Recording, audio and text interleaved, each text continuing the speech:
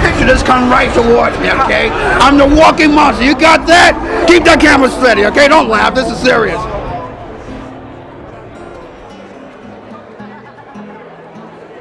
Season's greetings, culture lovers.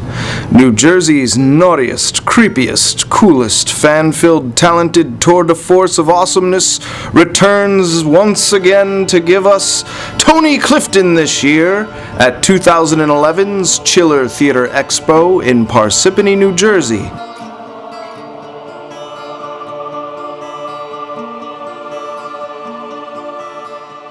Like a rhinestone cowboy. Yeah, there's vendors. Oh, and other stars like Michael Gross. The Brady Kids. Cool Dean Stockwell.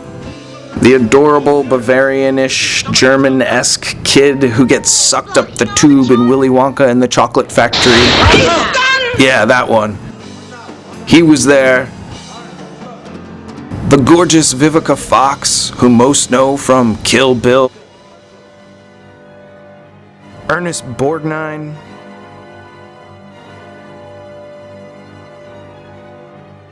Lonnie Anderson.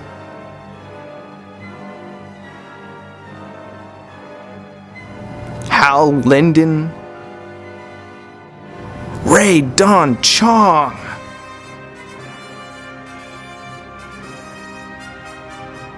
Yeah, there was Butch Patrick, who was Eddie Munster.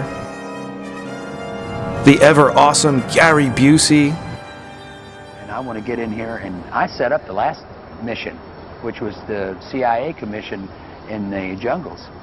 And that's how we lost the character that Arnold played. We lost him 9 weeks after the movie was over.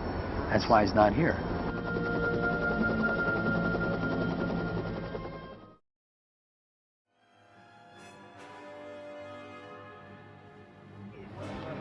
That's really an onion. It looks like an Oreo, but it's an onion. This girl loves onion and garlic because that's the only thing the predator will go for. So she eats onions and garlic. They look like Oreos, and I'm not kidding you. If I was kidding you, I wouldn't be here. I'd be somewhere else in a different suit of clothes, working in a regular job. Gary, thank you very much. Here, have your cookie. Thanks. I'll see you You're later. welcome. Bye. Our correspondent Rachel Fox met Joyce Heiser from the 80s HBO favorite film, Just One of the Guys. Cherry's a girl who wanted to be taken seriously. I am going to be a reporter. But her body kept getting in the way. Pretty girl, you could be a model. Sometimes I just wish I were a guy. So to prove to the men in her life she had a mind, Cherry decided to try life as a guy. What a fox. Dresses like Elvis Costello. Looks like the Karate Kid. I'm gonna get him. We had an opportunity to talk to her about this film. Hello, this is Rachel Fox, and I'm about to interview Joyce Heiser, who I'm sure you will recognize from Just One of the Guys, as well as episodes of the Flash series in which she was pursued by the Trickster. And we're about to ask her some questions. I'm very excited about that because she's pretty. I'm sure you get this a lot, but you were totally like a very influential like girl crush that I had. It was like you and Annie Lennox were the two like amazing ladies of attractiveness. And I wanted to thank you for being such a... And your The Flash was also pretty amazing. Yeah. Because I'm also a fan of Mark Hamill, and so it must have been really fun to work with him and like his crazy facial expressions and like... He's so much fun. He was so much fun. I actually really always envied his gift for gab. He literally can talk and talk and talk and talk without even taking a breath, and yet interesting. It's yeah. And I'm never really been able to do that. So I just thought, wow, God, he's so fun and so entertaining. And we had The Flash was a really tough shoot because you would average maybe 22-hour days on that show because of the special effects. And back then we didn't have CGI like we have now, so they were real effects. So you had to wait around and be like tied up and have to be rescued and exactly. Yes, I got tied up. I think one of the great things about Just One of the Guys is that even though it's sort of this kind of silly teenage movie. There's so many really great kind of subversive themes. Yeah, I had a no nudity clause in my contract, and I did not want to do it. And they knew that up front. And they said, well, you know, we'll go along and let's see how you feel. So towards the end of the movie, the director, Lisa Gottlieb, said to me, look, I really would like to just try. We'll shoot it both ways. And then you'll look at it, we'll show you the dailies, and you decide what you want to do. And I did, and there was no other way. Well, because it wasn't sexual nudity, it was almost emotional nudity, you know? It was just an honest moment. Exactly. Yeah. That's exactly right. Yeah. Emotional nudity. Yeah. I like that. Hi, I'm Pete Timoney, and I'm here with Pete Ostrom, the man who played Charlie Bucket in the original Willy Wonka. Thank you. Very good. So, how old were you when you made this movie? 12 years old. 12 years old. So, how do you occupy your time these days? I'm a veterinarian. A veterinarian? That's correct. Oh, that's very interesting. A little different. So, Willy Wonka was an amazing movie and kind of a scary one for me as well. A little bit. The tunnel scene. Yeah. It's a little scary. Like, I think the part that got me was when Augustus Gloop got stuck in that pipe. Was there any of it? Was it scary to you as well, seeing this? Not really, because when you're making a film, everything gets broken down, and so it's not scary at all when you're filming. Okay. What is your fondest memory of making the film? Probably working with Jack and Gene Wilder. We were together a long time, 5 months making the film. So it was hard work, but at the same time, you know, incredibly rewarding. Can you belch on command? I can't, and that's a great trivia question, because that is not me belching. Oh, no. Somebody in California makes a living off of belching. Well, thank you so much. Peter Ostrom. I even found time to flirt with Judy Aronson and Suzanne Snyder, who played Deb and Hilly in Weird Science, a favorite 80s film.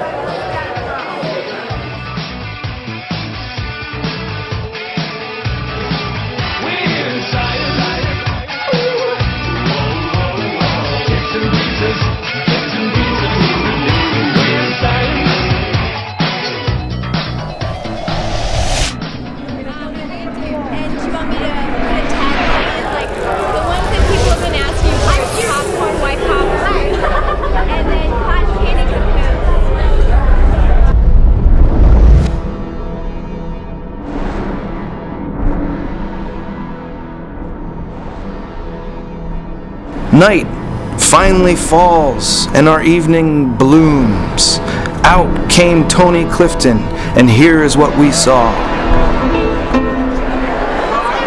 Told by the management of the hotel that I could not smoke on stage because it's fucking illegal. They said, Tony, if you light a goddamn fucking cigarette on stage, you're gonna be kicked out of here.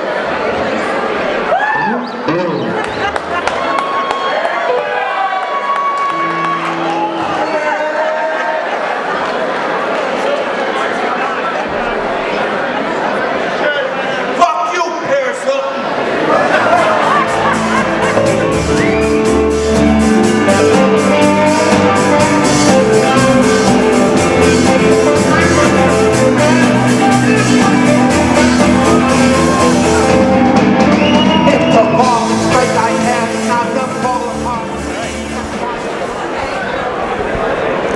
All right, this is John Pepe here at Chiller Spring Spooktacular 2011. I am hanging out with Tony Clifton. Mr. Clifton? International singing sensation, Tony Clifton. I was going to get to that. How are you today, sir? I'm doing good. I'm having a good time here myself. This is the first year I came out.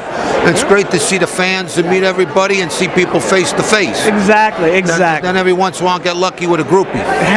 Or more than one, correct? Absolutely. Exactly. Now, Mr. Clifton, you are easily the most recognizable, most talented, most distinguished, and most influential entertainers in all of entertaining. That is true. Miss Piggy is proud to present a man who needs an introduction. Mr. Tony Clifton! Tony Clifton! I think he's just wonderful, don't you all? I can remain with a song. Song. Long. King Kong. King Kong, Empire State Building. Go. Isn't he something? Go to the store. Interesting. Go. Hold tight. What a discovery.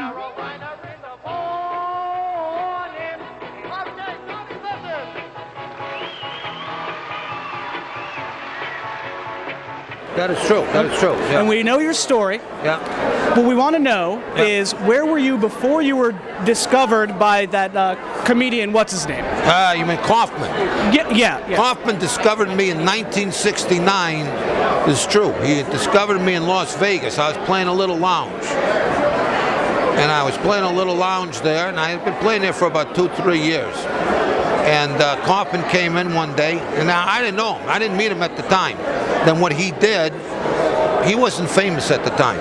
He went to see Elvis. Elvis was playing over at the Hilton. That was in '69, Elvis's comeback. So Kaufman came in to see Elvis, not to see the show. He had no money. He hitchhiked from Great Neck because Andy had no money. And he hitchhiked across the country because he wanted to talk to Elvis personally, because he wanted to be a performer himself, and he wanted the benediction from the king himself. So the true story is, as Andy told me, he went early to the Hilton, and he hid in the kitchen. He walked in the kitchen area, like he was delivering stuff. And he walked in, and he hid in a broom closet. And he brought himself a plastic gallon so he could pee in it, because he was going to wait. See, back then in Vegas, they had dinner shows. So the showroom was built right off of the kitchen back then. They had the showroom. So Elvis would never go down the regular public elevator. He'd go down the waiter's elevator, the service elevator that would go into the kitchen. So Andy hung out there, and he waited till Elvis came down. He told me this, with the West Brothers. The West Brothers was Red and Sonny West, and they're called the Memphis Mafia. They were Elvis's bodyguards, his high school buddies. And so Andy waited, and Elvis would come down that elevator 10 minutes before the show, because he could make up in his room. No dressing room, none of that bullshit. And he came walking down that thing, and Andy jumped out. And the West Brothers went for the guns. But Elvis saw that this is the skinny little Jew, So he goes, whoa, it's okay. He says, Elvis goes, whoa, to the guys, the guns away. And the true story, and this is what changed Andy's life. And he looked at Elvis Presley, who to him was the biggest celebrity, the star of all stars. And he said to him, he said, Elvis, someday I want to be famous like you. And Presley, there's a true story, looked at Andy Kaufman, put his hand on his shoulder, and said, I believe it will happen. And that was it. And then he just kept walking. And because of that, 1 year later, about a little year and 2 months later, Andy Kaufman became the hottest cabaret act in New York City at the Improvisation. Because of that. That gave him the confidence. When the king says, I believe it will happen. And then that night, so he didn't even see the show, he didn't have money. That's all he wanted to do is to talk to Elvis, that he got in. And that night he went to what they call Old Vegas, what they call the Poor Vegas. And I was performing in a club there. He saw me. And of course, he just couldn't believe he saw something this great. But he didn't talk to me. So what he did then, he went over to he went back to L.A., back to New York. And that's when he started doing his Carnegie Hall show. And he did an impression of me. And I heard about it in the paper. Mickey Millay called me, hey, Tony, congratulations. I hear you're playing Carnegie Hall. I said, Mickey, what are you talking about? He said, no, it's in the paper. It's in New York Times. I said, what? I ain't not playing no Carnegie Hall. He showed it to me, and it said Andy Kaufman. It said opening act, Tony Clifton. And I said, well, this is bullshit.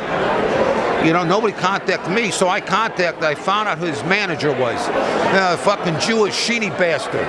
The fucking George Shapiro. And I called, and George Shapiro wouldn't take my phone call at first because I didn't have too much money, so I was putting money in the phone booth. I guess they were hearing the ding-a-ling, the ring come back. That's what you could do in the old days. And they wouldn't take so not until I got my own Jew lawyer that called him and said, what the fuck is this about? And then and Andy was very apologetic. He said, your flattery, imitation is the highest form of flattery, all that bullshit, So then he called me, and then I opened for him at Carnegie Hall. And then we kept working years and years, 40 years. That's a true story. Excellent. Now, you did mention this is your first convention appearance. Yeah. Why now? Why the Chiller Spring Spooktacular? Well, I knew nothing about this, but Stuart over here is the guy, and do you know Stuart? I met, Yeah, so Stuart has a lot of association with this place here, and he came to a couple of our shows. He said, Tony, you need to be at this thing. So we came here our first day yesterday. It was nice, because usually, as you know, if you've been to my shows, I start drinking so much fucking Jack Daniels, I'm fucking out of my mind by the end. I don't see or could talk to anybody. So at least I came in to find and meet the fans such as yourself, people who understand that they are dealing with real talent here. Not these fucking people here, these fucking Ernie. Who wants to see Ernie Borgnine? Fucking guy's on his last fucking legs. They got me here, Brett Eklund, she looks like a piece of shit. You know what I'm talking about? You got me, I'm a rising star, not a has-been. Now, speaking of your live shows, you recently came out with Tony Clifton live at the Sunset Strip. Yes, yes. Did you see that? I have not. Can you tell? About it. Absolutely. Can you tell us? Matter of fact, he shot it. He edited it up. This is Jeremy. That's my filmographer over here. And we shot it. With 4 nights over at the Comedy Store back in May. We had 8 cameras every night. He spent 6 months editing it. We had our first test screening 2 weeks ago in LA and brought down the house. So you're going to hear, this is going to be coming out soon. Available on DVD or in theaters? Oh, we're going to try to get this in theaters. We're going to enter it in some film festivals and stuff like that. Then eventually I'll make it the DVD.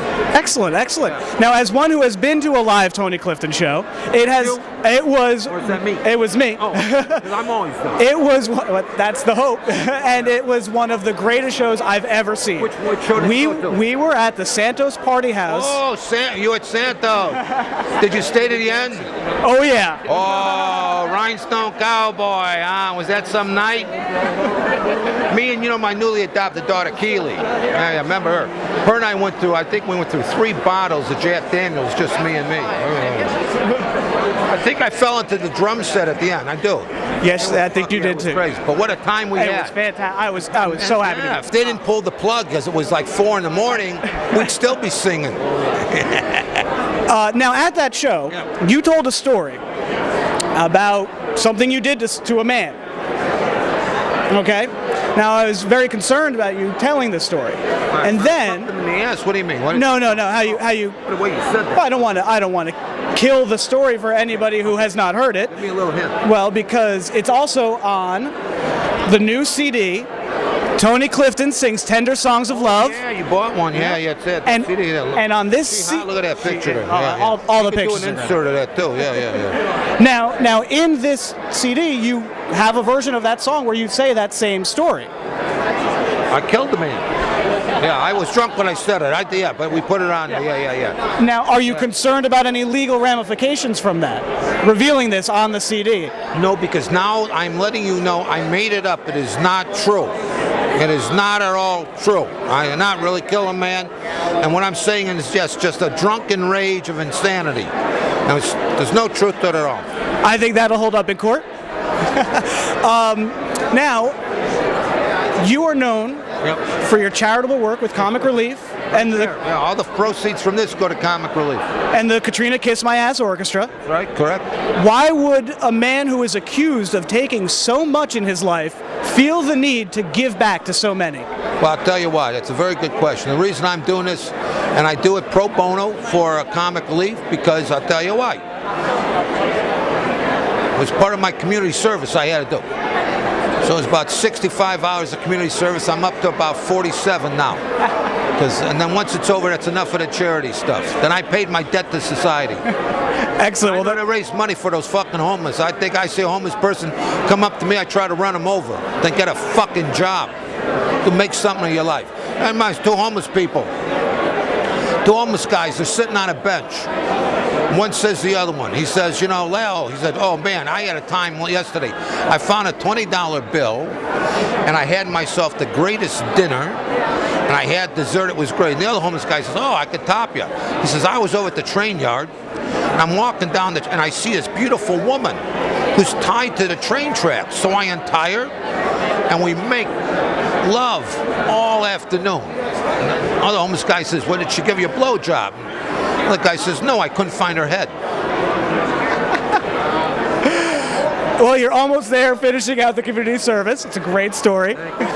Now, speaking of comic relief organizer Bob Zamuda. That guy, Zabuda. What's his name? Zabuda. Zamuda? Fucking long hair.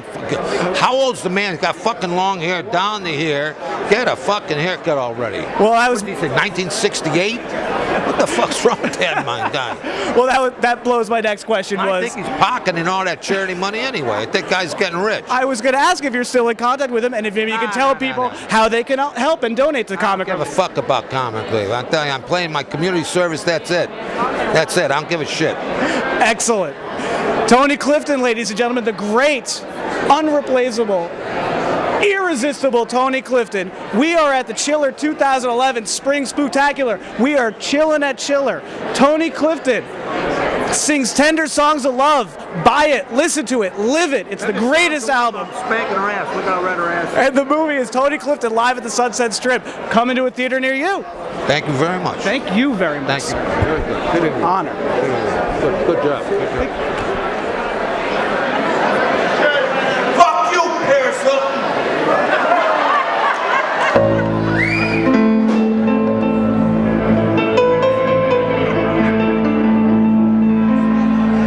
At first I was afraid.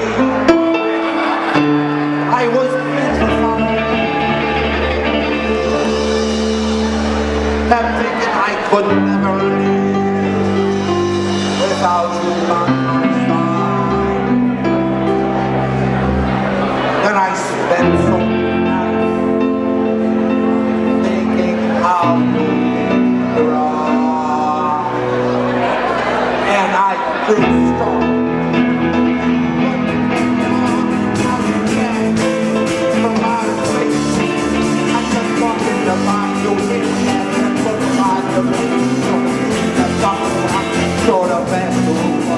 If I talk about one thing, you'll be back to bother me. Oh, no, no, no. Walk out the door, don't turn around, because you're not welcome anymore. For you're the one who I suffer. I lay down and die, or not a die. I will believe me. As long as I know how to live, I know I'm right. I got all my love to give. I got all my love to give. I will to be.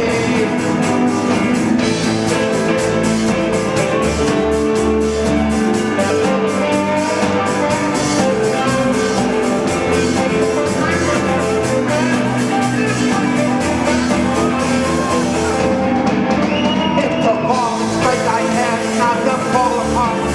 And trying hard to mend the pieces of my broken heart. So I spent so many times how you rock and cry.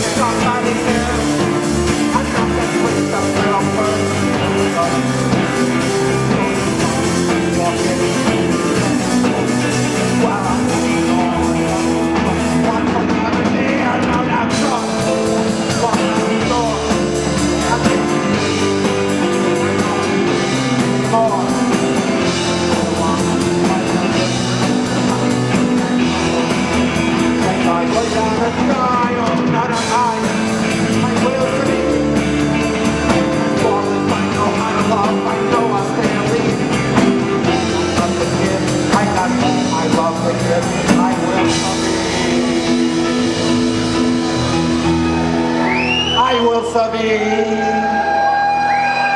I will sabi.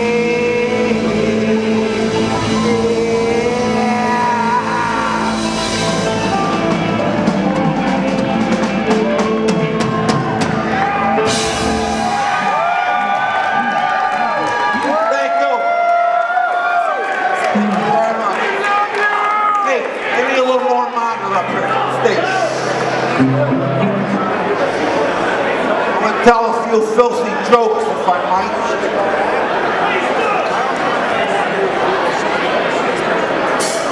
And listen, folks.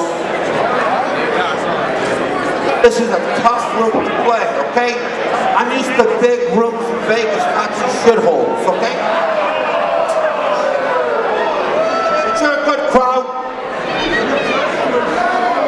Let me ask you this.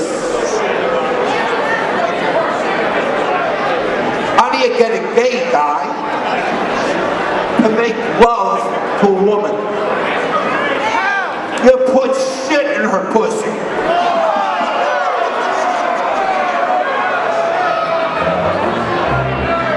You know, I gotta tell you, I came here in a cab.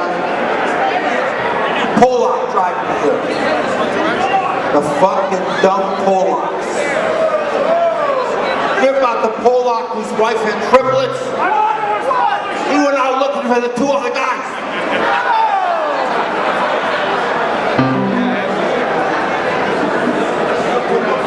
My friend, what sound does a baby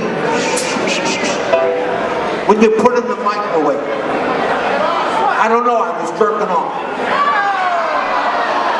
Can we get monitors, please? That would help, huh?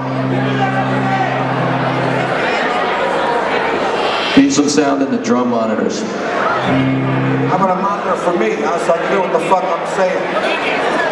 Sam needs one. He needs one. Oh, thank you. How you doing, my friend? Give me a little monitor up there so I hear my fucking self think.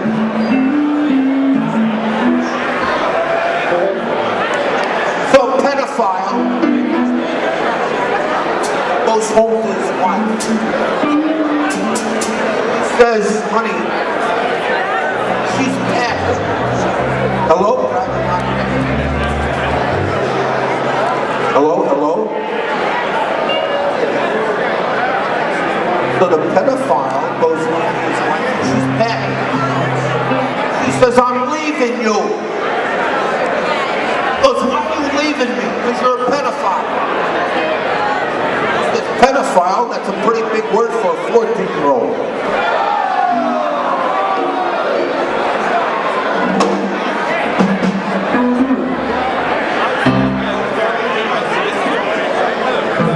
Let's do, you know what, I don't know if you heard this tonight, but I don't want to put a damper on things, but at 5:30 this evening, if you were watching CNN, and some of you know this,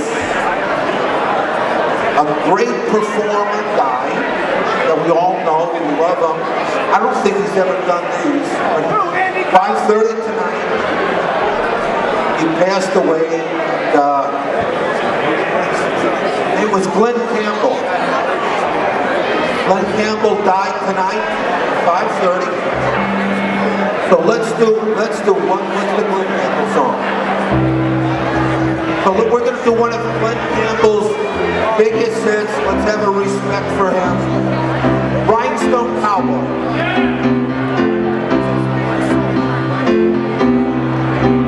I've been walking these streets,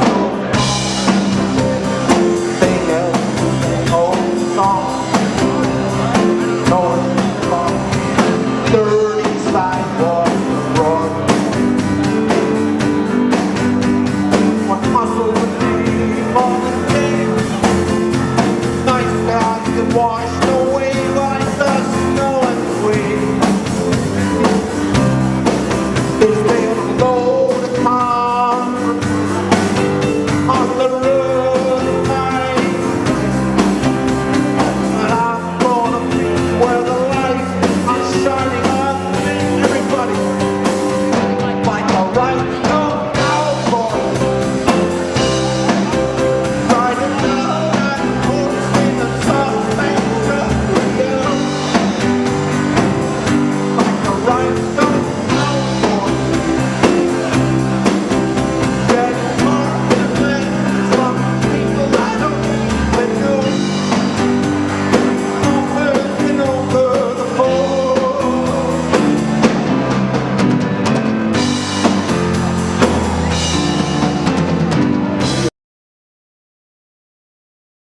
like a rhinestone cowboy. Riding down on a horse in the star-spangled rodeo. Like a rhinestone cowboy. Getting compliments from people I don't even know. My friends coming over the phone. Enough. All right, let's go.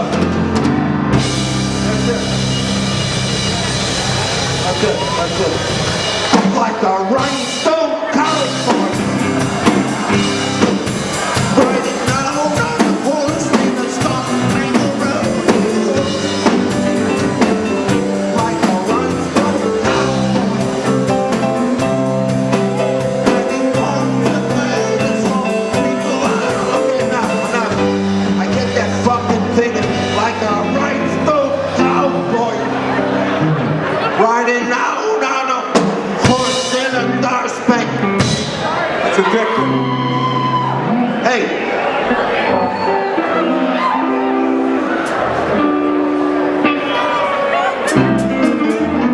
Hey, stop.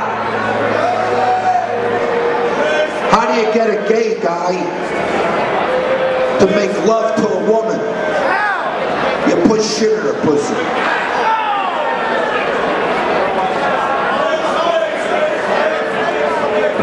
So two pedophiles are sitting on a park bench. One says the other one, I had myself a 12-year-old last night. And the other pedophile says, we've all had ourselves 12-year-olds. And the other pedophile says, yeah, but this one had the body of a 7-year-old.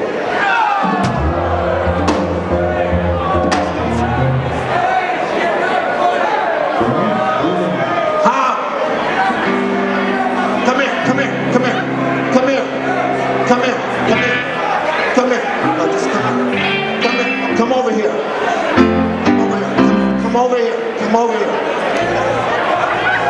Fuck out of here.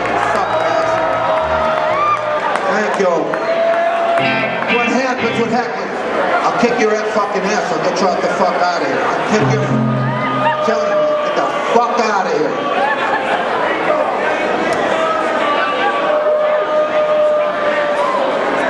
Why is it aspirin works? Because it's white.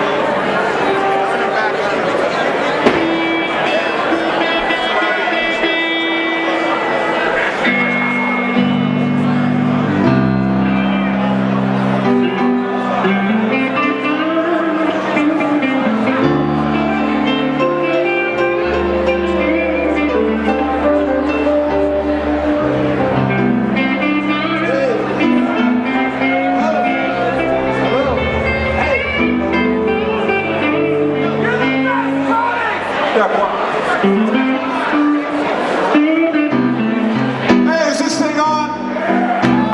Let's hear it for Tony Clifton. Come on. Okay.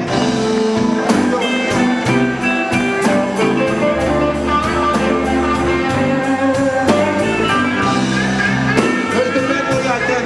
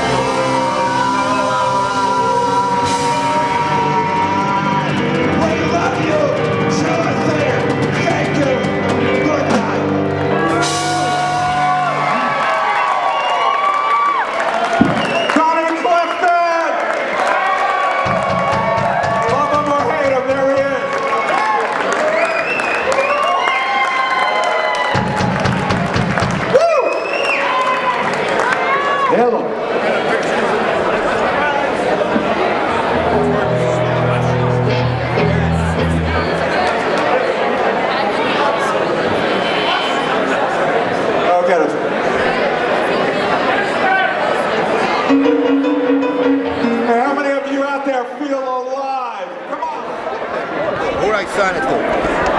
To John Pedro. Are you doing the...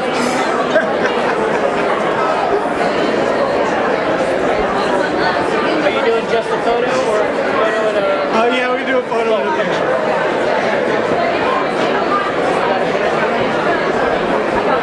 Yes. There you go, typical Pepe. Do you think I could get you Yeah, of course.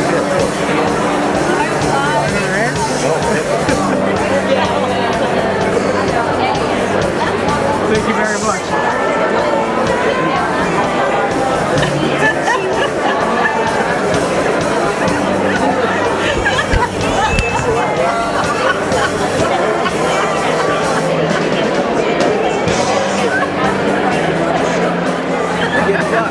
To the arrow. Get luck. What a photo. I had a great night. It was a hell of a chiller. This is Bart Capuano with Anthem News. I thank you and good night.